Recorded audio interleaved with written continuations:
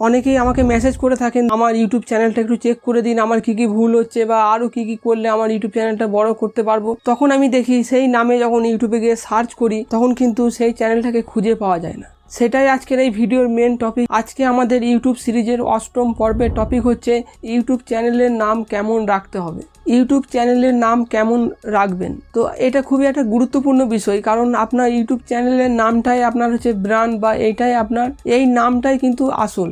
ইউটিউবে প্রচুর ক্রিয়েটার রয়েছে, তাদের ভিড়ে আপনার চ্যানেলটা কিভাবে মানুষ খুঁজে পাবে, এবং নামটা যদি খুব বড় হয় তাহলেও চলবে না, এবং নামটা আপনাকে ইউনিক হতে হবে। সর্বপ্রথম আপনাকে ঠিক করতে হবে আপনি যেই টপিকে ভিডিও তৈরি করবেন, আপনি যেই বিষয়ে ভিডিও তৈরি করবেন সেই ক্যাটাগরি রিলেটেড আপনাকে নাম রাখতে হবে।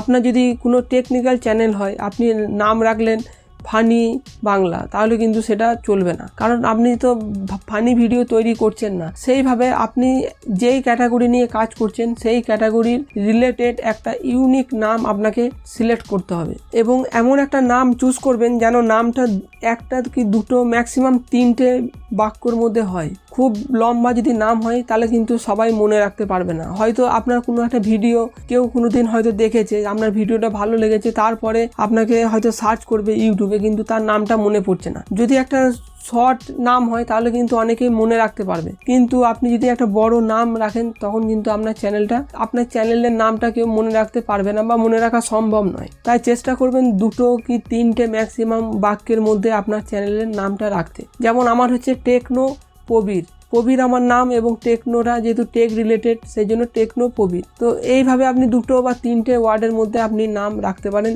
এবং দ্বিতীয় যে জিনিসটা হচ্ছে আপনাকে একটা ইউনিক নাম রাখতে হবে। যে সমস্ত বড় বড় ইউটিউব চ্যানেল রয়েছে তাদের নাম কপি করে যদি আপনি রাখেন তাহলে কিন্তু যখন ওই নাম দিয়ে কেউ সার্চ করবে তখন কিন্তু আপনার চ্যানেল খুঁজে পাওয়া যাবে না। এই নামে যে বড় চ্যানেলটা রয়েছে সেই চ্যানেলটার ভিডিওগুলো এবং সেই চ্যানেলটা কিন্তু সার্চে কিন্তু প্রথমে থাকবে। তাই আপনাকে চেষ্টা করতে হবে বড় ইউটিউবারদের সঙ্গে না মিলিয়ে আলাদা কিছু একটা ইউনিক নাম রাখার জন্য।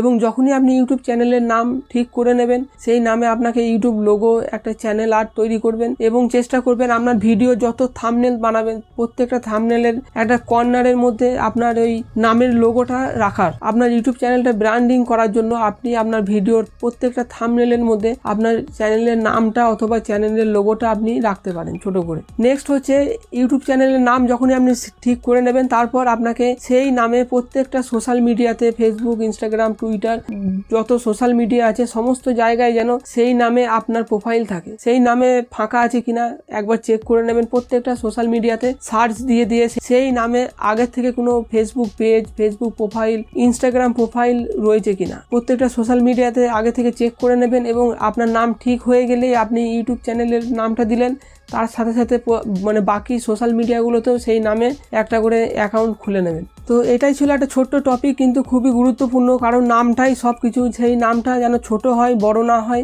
এবং নামটা অবশ্যই যেন ইউনিক হয়। যেন বড় ইউটিউবারদের মতো নাম রাখবেন না, তাহলে কিন্তু সার্চ দিলে আপনার চ্যানেল কিন্তু খুঁজে পাওয়া যাবে না, তাদের চ্যানেলটা সামনে চলে আসবে। আশা করি ভিডিওটি আপনাদের ভালো লেগেছে। ভালো লাগলে একটা লাইক করে দেবেন, এবং এখনো যদি সাবস্ক্রাইব করে না থাকেন চ্যানেলটি সাবস্ক্রাইব করে নোটিফিকেশন বেলে ক্লিক করে অল করে নেবেন।